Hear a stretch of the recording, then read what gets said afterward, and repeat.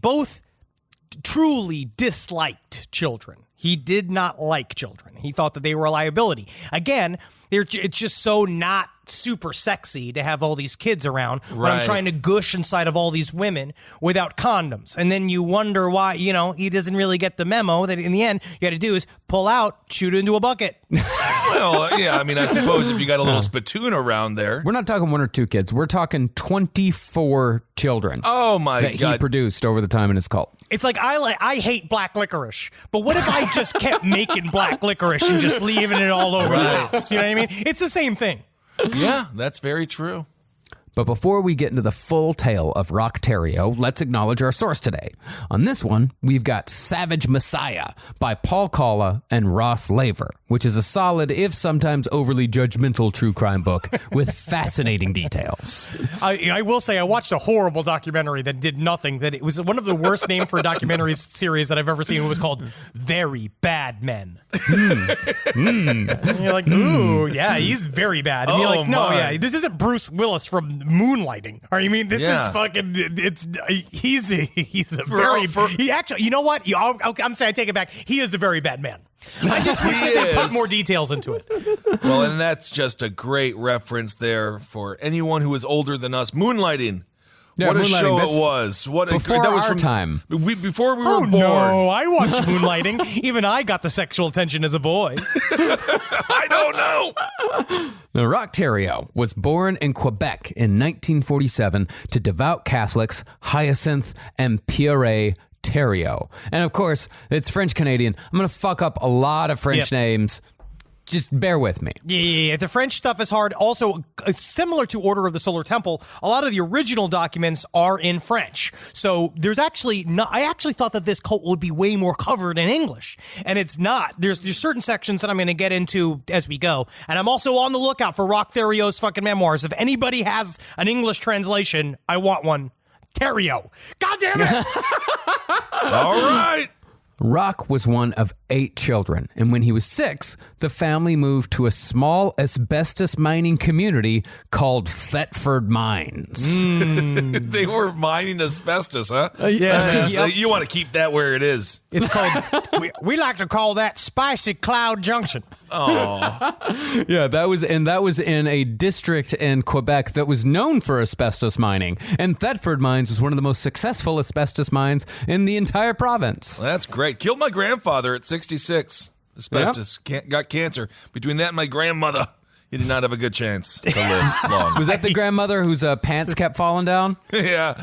And she kept on falling. Even when sitting, her pants would fall down. Did he get that poisoning from Buchenwald?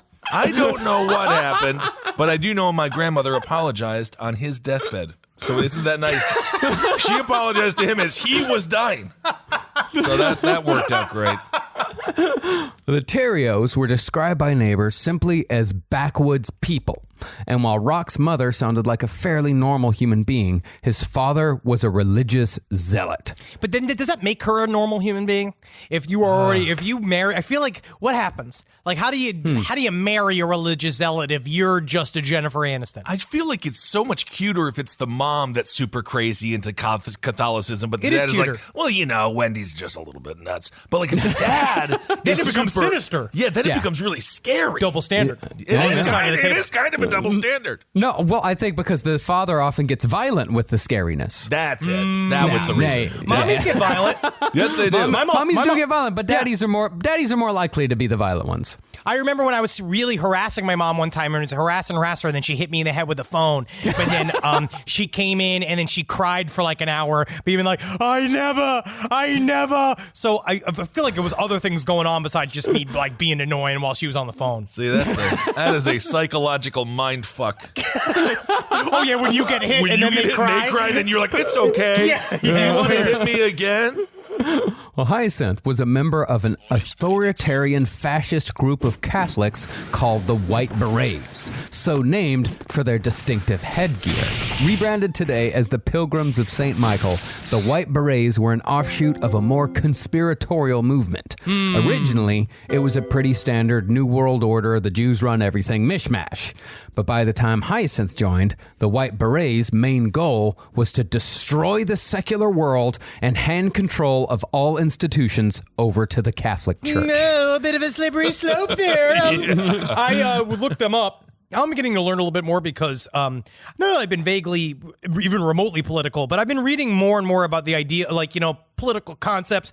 And there's stuff like that you find out that I guess the term is dog whistle to fascists that I didn't know. Like, if you look up the term social credit, there's michaeljournal.org, which is the last of the vestiges of this group, it just says Michael for the triumph of the immaculate, which seems really funny for a bunch of people that there's a lot of pictures of weird goblin-like people with large noses on this website to be that immaculate. Interesting. But social credit is one of those things that, like, it says, oh, we got to give things back to the workers, we got to do all this stuff. But then you find out, whenever they picture a banker, it's like one of those goblins from Harry Potter. No kidding. Not good. Social credit system. Not very fun. And so, every Sunday, Hyacinth forced his children to go door to door in their small community with a collection box to gather cash for the White Beret cause. He'd knock on the doors of strangers, and as soon as they'd open their door, they'd be met with a litter of tiny Quebecois children falling to their knees and shouting prayers as Hyacinth made his Pope above all pitch. Wow. You got to give them something. Just to get him out of there. Just be like, get the fuck out of here. Yeah. Oh, no, it was a shakedown. It was a full shakedown. It was just like jiggling the coins in the box like, hey, we'll get out of here if you just give us a couple of dollars. It's the religious equivalent of when the guy used to come on the train, the L train, that used to play the saxophone horribly. And he had that sign that says, play me to stop. Pay me to stop. Guy. That is still to this day my favorite subway performer. Well, he would step on this train. He would say, "I'm from outer space, and I'm here to rock you." Yeah, and then he was awesome. It was rough, but I always paid him. You have to. Also, what is it about hats? What do you mean? What is it about making a group wear a specific hat that makes everybody bad? You can't hide a hat. But I don't understand. What is it about hats? I guess the Shriners are okay. They've all got the fezzes. They're not too sinister. I don't know. They still do that weird ceremony where they all pretend to blow each other, and then they go down the weird razor slide, and then they do weird, and then it's a lot of tricycles. There's a lot of old men on tricycles. No, I don't think so. The Shriners, they're helping cars. Yeah, they're helping the kids with the cancer. And their hats are fun. They can be used as a soup bowl. Yeah, if you're on the road. But do they think playing with the kid's butthole is helping them distract from cancer? Well, that's a controversial statement. Well, because you just said the word distract, which would it distract? Yeah. But is that good? No. I don't know. Maybe they think it's, the ends means the means, or ends. No. Well, as far as Rock went, he hated participating in these White Beret donation drives, and he considered these weekly marches with his father and siblings as humiliations of the highest order. It instilled a deep resentment for the Catholic Church, which would never go away. From what it seems like, though, this made Rock the odd man out in the family. From what Hyacinth later said in the late 80s, shouting at reporters through his closed door, he raised 7 children and only one turned out like Rock. He's not wrong. That's not bad. Pretty good odds, actually. But if there was 2 Rocks, then he would have to be put in the Hague. You know what I mean? Well, that's not it's good. like he just kind of barely made the mark of being a fine father. But from a young age, Rock was taught pain. As children, he and his siblings would play a game with their father called Bone.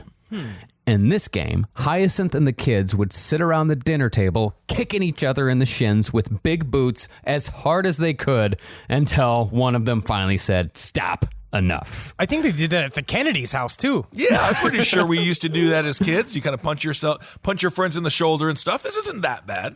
Yeah, you don't play that game with your dad, though. No, my dad was home at night. Don't do this. He's a truck driver. Marcus, no. Marcus, why did you do this? No. Played Bone. Oh, my God, his tears are so big and they smell like marinara. Now, Rock claimed that his father severely beat him throughout his childhood, but as we know, cult leaders, for the most part, are even more untrustworthy than serial killers when it comes to stories about their past. Never believe a cult leader. You say untrustworthy. I say they are weavers of tales. They are storytellers. Their whole point is to make the legend bigger than it ever was. They got to make the legend shoot out into the universe. Look at L. Ron Hubbard. He understood you have to lie so deeply that you lie within your personal journals. Rock Terrio was like that. He created a memoir. He wrote this 100-page memoir at some point during the cult rise. I believe it was when he went to jail that changed his whole life story. And because you got to make yourself a success. Absolutely. Yeah. Well, Rock claimed that his father would push him down the stairs of their home and lock him in the cellar. And one of Rock's wives claimed that Rock had been beaten so severely as a child that surgeons found scarring on his internal organs. But as far as we know, none of this was ever confirmed. In fact, everyone who knew the Terrios said that while the whole white beret thing was a little odd and overbearing, none of the 8 kids showed any signs of abuse, and all of them except Rock seemed healthy and happy. He was a born narcissist. Yeah. The anger towards his father comes from being embarrassed more than anything else. It comes from having to put the hat on and do all of these things and prostrate himself and be super vulnerable against his will, which you're going to find out, he is not a person. He's the kind of guy that would get really mad if he